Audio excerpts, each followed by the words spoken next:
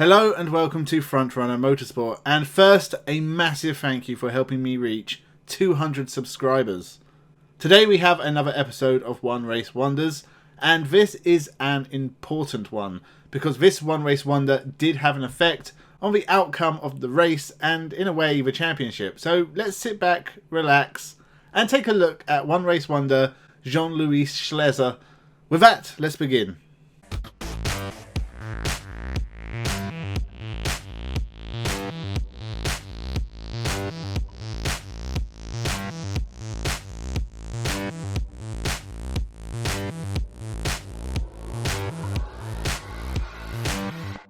Welcome to Frontrunner Motorsport.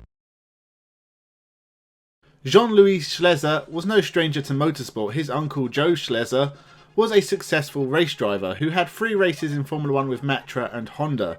He was sadly killed in a magnesium-bodied Honda at the 1968 French Grand Prix.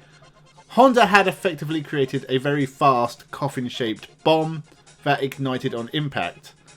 Undeterred, Joe Schlesser began racing in France in the early 1970s and spent a lot of his early career racing in the French Formula 3 series, sharing the 1978 championship with Alain Prost and moving up to European Formula 2. The 1982 season with Mara Motorsport didn't go very well and Schlesser scored no points and was forced to buy his way into Formula 1, purchasing a drive with the Ram team for 1983. He first raced in the non-championship Race of Champions at Brands Hatch, where he qualified last and managed to finish 6th of 13 runners. He only attempted to enter one Formula 1 race with Ram, the 1983 French Grand Prix, where he qualified last of 29 and therefore did not qualify to race. And that seemed to be that. Whilst trying to make something of his single-seaters career, Jean-Louis Schlesser also raced in sports cars, rally raids and touring cars. He won the French Touring Car Championship in a Rover Vitesse in 1985, run by Tom Walkinshaw Racing, who Schlesser also raced in sports car racing with, as well as a single race in the 1986 British Touring Car Championship. It's sports car racing where his success is most notable. In 1981 he finished 2nd at Le Mans and 1st in class in the Rondeau Ford alongside Jackie Harron and Philip Streif. He'd spend the next few years at Le Mans with the BASF Cassetten Sauber team, John Fitzpatrick Racing and Jost Racing Porsche teams. Couldn't match his earlier success before a move to TWR Jaguar in 1985 saw him take a podium at the 1985 1000 km of Motorsport. This was also the race that Manfred Winkelhock would be killed whilst racing for Kramer Racing Porsche. Like Schlesser, he had raced in Formula 2 in a Maurer BMW and was at the time racing in Formula 1 with Ram. Schlesser didn't have any more success with Jaguar after retiring at the 1986 Le Mans and a disappointing World Sports Car Championship season. He left the team. His career took off in 1988 when he joined the Sauber Mercedes team. The team pulled out of Le Mans due to issues with their Michelin tyres, but Schlesser with Marabaudi did win the 1989 and 1990 World Sports Car Championship.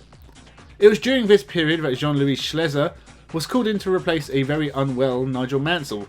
Schlesser had previously tested for Williams in 1983, and after Mansell got the chickenpox and decided to race at Hungary anyway, was too unwell to race. He missed the Belgian Grand Prix, replaced by Martin Brundle, who managed a decent enough 7th place for a one-off drive, but for some reason Martin Brundle was not chosen for the Italian Grand Prix and Jean-Louis Schlesser was given his one race in Formula 1. He managed to qualify for the race, although a lowly 22nd, 5.5 seconds of Ayrton Senna's pole time, but only a couple of seconds of teammate Riccardo Patrese. Jean-Louis Schlesser had a quiet race, carefully working his way up to 11th place and just trying to stay out of trouble. And here we see what has happened. Now talk us through this. Well, obviously, now who is it in the Williams? He's locked his... yes, okay. I'd have to say that I think that was 50-50, maybe more Senna's fault there, because Senna should not, he had the lead, he shouldn't have really tried to overtake there, it gets very narrow. When he was caught by the leader, Ayrton Senna. Senna was fighting in the championship with teammate Alain Prost, who had already retired from the Grand Prix with engine failure. But he had pushed Senna hard, and many speculate that Senna was conserving fuel whilst holding off the charging Ferraris of Gerhard Berger and Michael Alboreto behind him. Senna attempted to pass Schlesser at the Retifalo chicane when Schlesser locked his brakes and looked to be going off.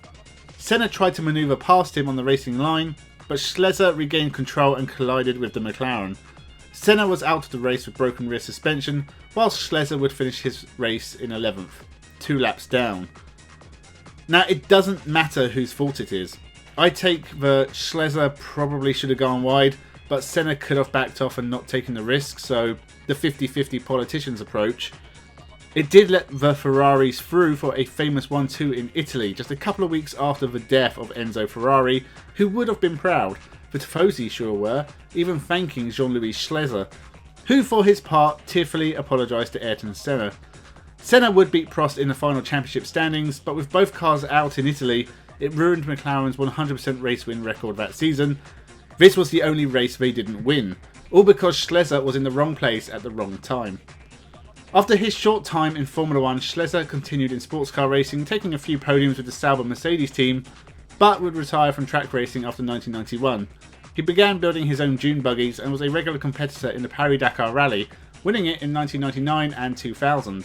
As well as other rally raids and buggy events, he also won the first 6 runnings of the African Eco Race between 2009 and 2014 in his own self-built Renault-powered buggy. So compared to a lot of the run race wonders I have done in the past, Jean-Louis Schlesser had a very successful racing career and even finished his one race in Formula 1. It just so happens that he got tangled up in one of the most controversial moments in the sport's history. Leave your thoughts in the comments below, remember to subscribe to the channel, leave a like, share the video. Thank you so much for watching and subscribing, and have a good one.